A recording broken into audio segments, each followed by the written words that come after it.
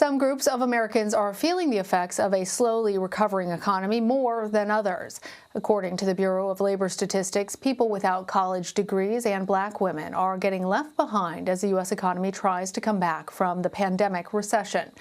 For more, I want to bring in Michelle Holder. She's an associate professor of economics at John Jay College and the president and CEO of the Washington Center for Equitable Growth.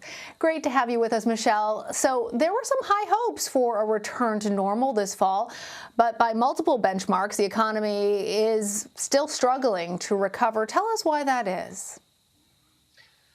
Thank you for having me, Lana. So I think there are a couple of reasons. The first is we are still in a pandemic. Over 700,000 people in the United States have died as a result of the COVID virus. And now we're confronting this new variant, the Delta virus.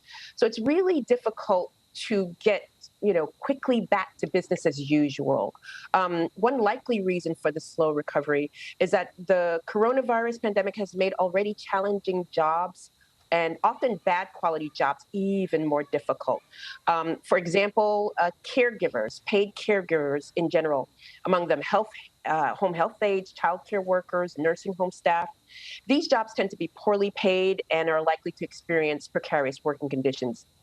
So along with that, some of the jobs that are coming back are just not great jobs, not offering good benefits. And between all of this, it might not be in the workers' best economic interest to take the jobs that are coming back, particularly when some of these jobs may provide hyper exposure to the virus, such as the so-called frontline workers.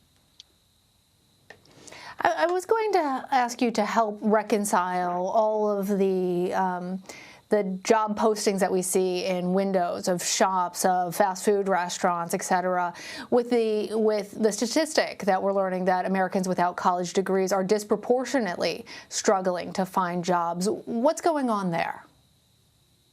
So, I'd like to point out that if, looking at the monthly situation report for the labor force picture in September, there's one statistic that really jumps out, and that is about 1.6 million people report that they are unable to look for work because of the pandemic, right? And it could be because of caregiving issues. It could be because of fear of being exposed to the virus. And so the relevance of that is, if we look at where the labor force stood in February 2020, right before the pandemic really impacted our economy, we are about 4.5 to 5 million people down in the labor force. So there are 4.5 million fewer people in the labor force. So you might imagine that of that 4.5 million, it is likely that a significant number are out of the labor force because they are facing challenges getting back to work simply due to the pandemic, due to the virus, either fear of acquiring it, either because there are caregiving issues at home, not only children, but elderly relatives. So there are a variety of reasons that could contribute to why, the labor force has not rebounded, but it really centers around the pandemic and around COVID.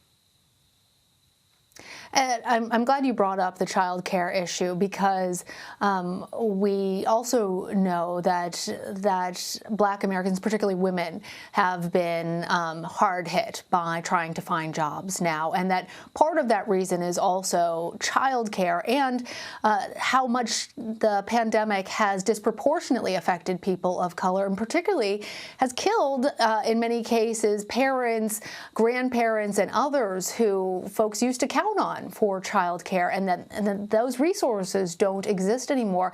Can you tell us more about how child care is affecting these statistics and our deeper economy?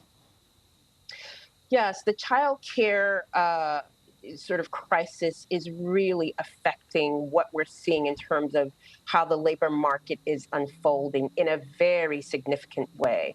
1/3 of women who work in America are mothers.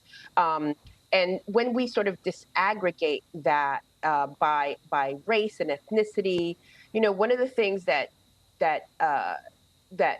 typically the Black community is dealing with is that over 65% of Black children in the United States are growing up in single parent homes, primarily single moms. The figures for Native American and Latinx children range between 40 to 50% who are growing up in single parent homes. And for white American children, about 25% grow up in single parent homes. The reason I bring that up is you might imagine that for single mothers who work, the issue of childcare is especially challenging. And so when you're looking at a group like African Americans, where the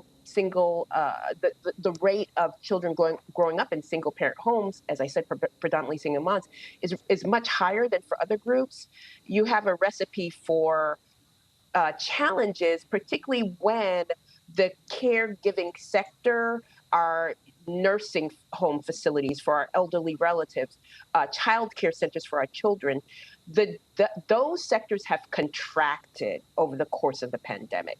So there's a real issue in terms of need that can't be met in terms of child care. Professor Michelle Holder, thank you for joining us and allowing us to dig deeper into these statistics and really understand them more. Appreciate it. You're welcome. My pleasure.